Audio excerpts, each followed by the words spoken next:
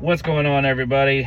So I just took my family this evening to go see the new Angel Studio film Sketch. I went into this thinking that being a faith-based production company really started to gain some traction when they put out Sound of Freedom. Homestead, kind of an apocalyptic type movie. Last Rodeo was pretty recent. Or the King of Kings movie that came out last Christmas. They put out some really good stuff. I went in thinking it was going to be another faith-based movie. Now, the trailer is very misleading, and I don't mean that in the context of the film itself. I don't want to give away any spoilers. It reads like a horror movie. I kid you not. The way it was shot, the music and the sound effects that it uses, it feels like a horror movie for kids. The only difference is they don't look like your typical scary monsters. They just look like crayon and chalk drawings. But like I said, the way they film it, it can even scare some adults. Really? You serious? It's a kids movie. The girl whose drawings come to life is going through some things.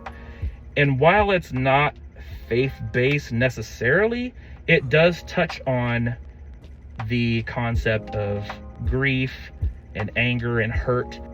Her sketchbook is just her way of dealing with it. And I think it's really important that the opening scene is kind of her discussing things over with her school counselor, because she's drawing stuff in school that is questionable, and her dad gets called in and they have a kind of discussion about it.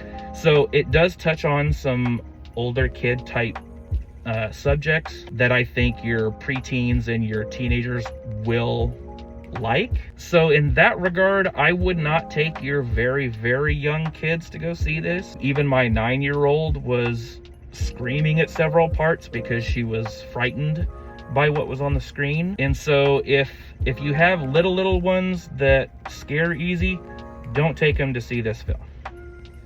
Watch it first before you do. So just a word of caution, there is a little bit of language in it. I think the trailer hints toward that at a time or two.